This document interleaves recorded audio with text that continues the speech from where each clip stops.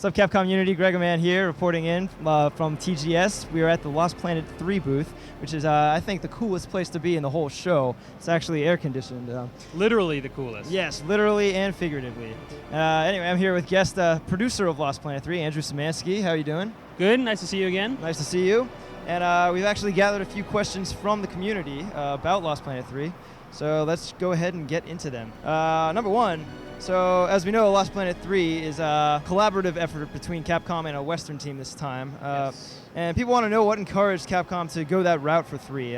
Why are we going to the West for this one? Do we feel that these trans-Pacific collaborations are becoming more important to the games industry as a whole? Yeah, I'd say they're definitely getting more important. You know, when we're looking at starting a new installment in a franchise such as this, we look at the strengths of the franchises, and the weaknesses of the franchise, and sort of what development setup is going to give us the best sort of results. Sure. And in the case of Lost Planet, the franchise creative director Oguro-san came to me, and he knew that we wanted to go for a more narrative direction, a more cinematic direction with a strong protagonist, and that we wanted to kind of bump up the ante, if you will, on the shooter mechanics of the game. And so it was sort of a natural progression to say, we're going to take the strengths that the Osaka team has from the 2 games that they've made and kind of marry that with expertise in shooters from Spark in LA, who's helping us with the development. I mean, the concept is really to try to make something that's greater than the sum of its parts. Oh, yeah. Basically a game that neither the Osaka team nor Spark alone could make. It's all about the collaboration. Absolutely. Number 2, we've had a few hints here and there about some customization features that will be in this game. Is there anything you can tell us in certain or vague terms about sort of the level of what will be available to players? Yeah, there's going to be quite a bit of customization. As far as the single-player campaign goes, a lot of the customization is actually going to be in purchasing upgrades for both Jim, the character himself, and for the rig. The completionists will be able to get out there and grab everything. But if you're on kind of more of a straight-line playthrough, you're really going to have to pick and choose between what upgrades you want to get, and and that can kind of mesh with your play style. Yeah. A good case in point is there's an upgrade for the rig that allows you to gather thermal energy without getting out. Oh, wow. When you usually start and you defeat enemies, you have to be on foot in order to get the thermal energy. But there's an upgrade to the rig that'll allow you to grab it. So if you're more of a rig-oriented guy, you like crushing smaller enemies in the rig, that's a great upgrade to have because you don't have to get out every time to grab the thermal energy. Sort of lets you choose your play style a little bit. Kind of lends itself to replay value, I think.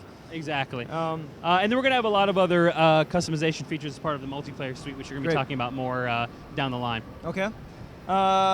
We saw a little bit of the dynamic weather system that's in the game, I think, at E3. Someone was asking, how much will that actually affect the gameplay? It will affect it quite a bit.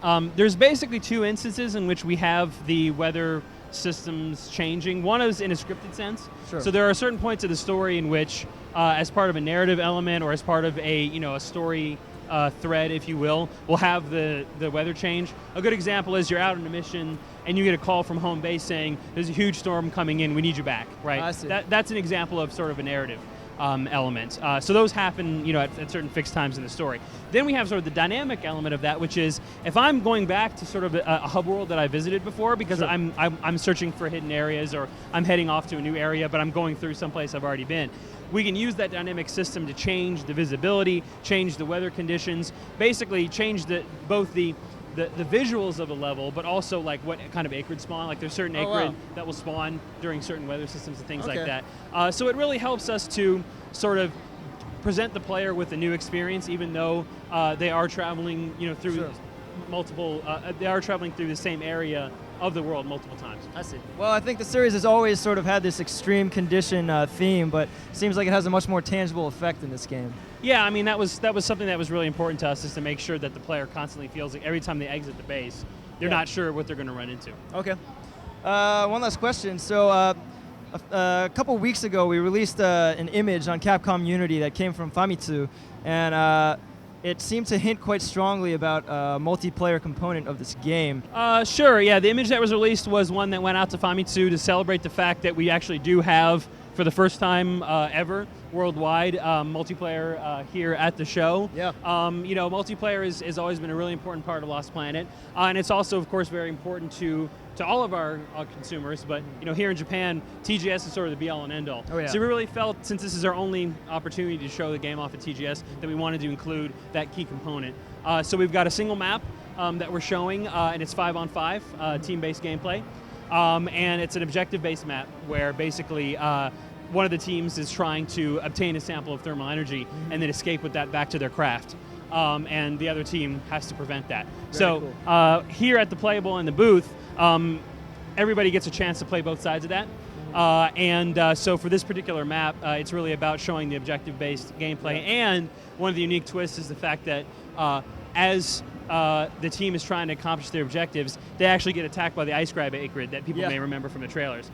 So one of the things that's really cool about Lost Planet 3 multiplayer is the idea that even though you're in a PvP team-based game, the acrid will actually jump in there. Yeah. And they don't care what team you're on, they'll just attack you, right? Yeah. So bringing sort of AI-controlled enemies into PvP, gameplay is something that is really unique.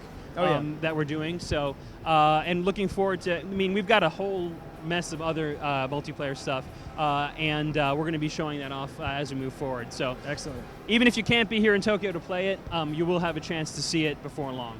Excellent. Well, thank you very much for being here. Any last comments for the fans that are watching?